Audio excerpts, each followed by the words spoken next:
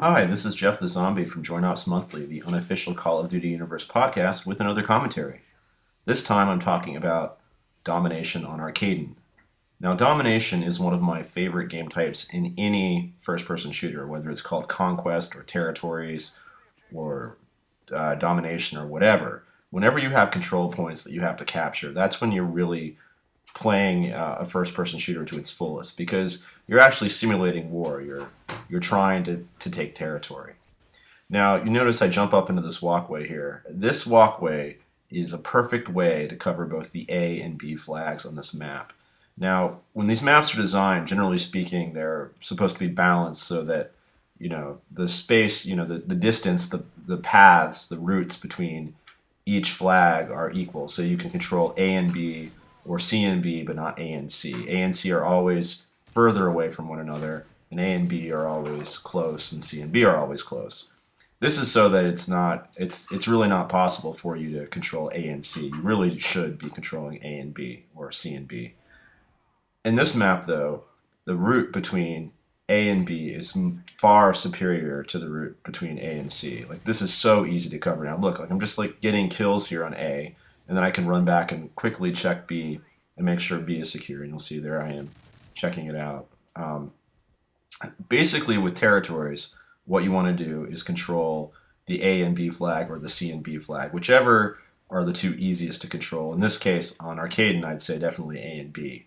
So right now, you'll see that me and my teammate, No Matter Why, who's also on the Join Ops podcast, are really working hard together to control A and B. Now, when you're playing in a public room like this, it's really hard to keep your team on task. You might as well not even bother. You're going to have some asshole on your team who's going to run over and cap C. The thing is, if you cap all three flags, then the spawns are going to flip and they're going to spawn over at A, which basically will mean your destruction. So if you keep A and B controlled and let them keep C, you always know where they're going to spawn at, because they're always going to spawn at or around C, and you basically can control the map. With Domination, there's usually two ways a Domination match can go. More often than not, when you have evenly matched teams, it's a war of attrition, where each side is fighting for flags really, really hard. If you notice, actually, over on the right, No Matter's out on that ledge is a really good place to go up and get shots. You're completely exposed, but it's a great way to move from the A-B section of the map to the C-B section of the map. So with Domination, you really want to get your team disciplined so that you are working together to control 2 points. And there I shot that guy, and I'm about to pick up his gun because I'm out of ammo. And I'm holding it down here pretty well with my teammates.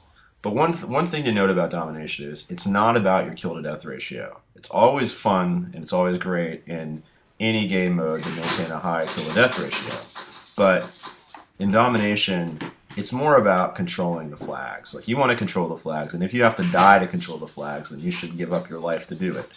So you'll notice I die a lot. I still maintain a positive kill to death ratio in this match in particular, but I do die a hell of a lot. Now we've controlled all three flags, and of course they're spawning back by A, and I'm coming over to try to protect A, because what No Matter and I want is to keep A and B. We don't want C, but our teammates keep going over and taking C, which is extraordinarily frustrating, as I said before.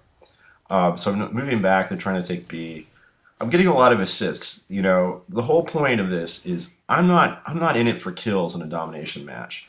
I'm trying to just wing them so that one of my teammates can finish them off if necessary. And that's really my role when I'm controlling that route. See, you'll notice that guy was just covering the A flag from there. He was just trying to farm kills. He was not playing Domination properly. So I'm sitting here, and I'm realizing that they're going to start coming up from C to try to push on A. So I'm running back here on the route to C, and already I found one guy. And if you look at the mini-map, you'll see there's blips showing up. There we go, there's another guy, and he killed me. That was a bad shot on my part. I just did not aim properly. I should have had him, but he outgunned me in that situation. So heading back up to A to guard A, and heading back to my route. it's really hard to discipline yourself when you're playing any kind of objective match, but you really have to. Like your role, my role here is to defend A and B. That's my role, and I'm not gonna run. I'm not gonna leave that if I'm not gonna run and rush in and try to push on C. The only reason why I pushed on C back then was because I felt like they were coming up from C and I had to defend A. At least I was well positioned to go to C. You look, I've respawned and they've captured A, and so I'm coming back here to try to take A back. But notice I'm pulling back, like I almost fragged myself with the Simtex there. But I'm pulling back. I'm doing my best not to rush in. I mean, if you rush in and they're on the flag, they're going to kill you. I mean, you saw me where I was at. So I'm trying to be really cautious in dealing with them. If they were smart, they'd be over in that glass path over there trying to defend A, but they're not. They're out in the open. So I figure we can eventually take A. Now notice I'm running around B side over to A, and actually it's pretty easy to take A from these stairs. As me and my teammate here are moving up. I'm tossing flash grenades, or actually concussion grenades, not to necessarily to concussion them, but to see if there's somebody there, because without a UAV running and without them firing their weapons, so stupid. I should have totally had that guy. Without them holding their weapon, without them firing their weapons, I don't know where they're at. So, the tactical grenades are really good about just finding people. I toss them all the time just to see if somebody's around a corner. And plus you get the little added bonus of them being stunned for a few seconds. But information is the most important thing when you're playing Domination. Like you'll notice that if you look at my kill streaks, I'm running the support class and I'm running UAV, counter UAV, and advanced UAV. So 2 of them reveal the locations of the opposing team, and the 3rd hides the location of my team. It's so important when you're playing a Domination match. You don't want them to know where your team is.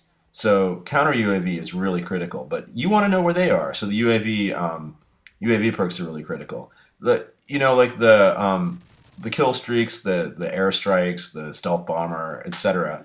They are not as useful in Domination as the kill streaks that reveal the enemy position.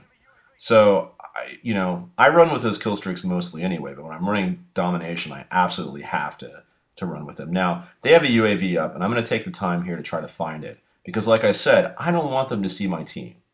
So there we go. I'm going to take out their UAV.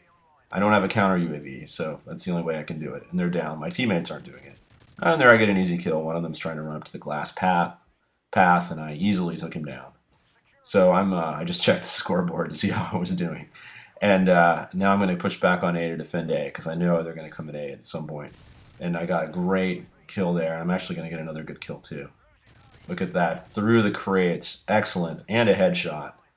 So doing a pretty good job of locking A down. My teammate runs up.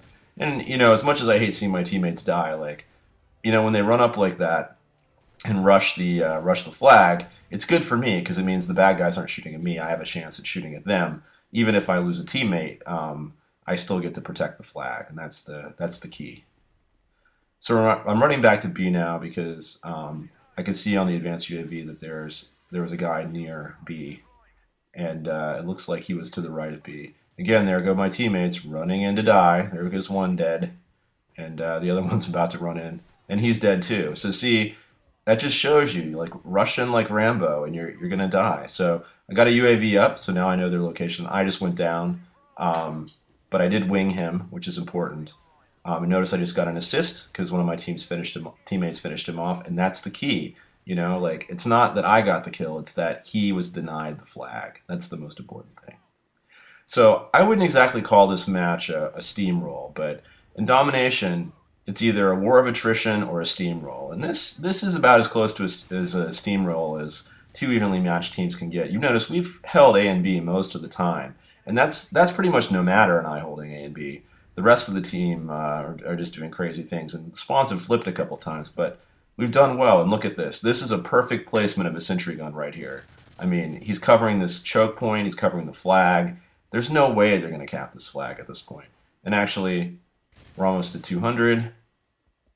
There we go. The game's over. We won 200 to 126. And if you look at my kill to death ratio, you'll see that hanging back did me pretty well. I mean, it's not a spectacular 40-2 or anything, But I'm pretty proud of my performance if you look at it. I'm 14-9. That's not bad. It's not 2-1, but I'll take it. Anyway, thanks for listening.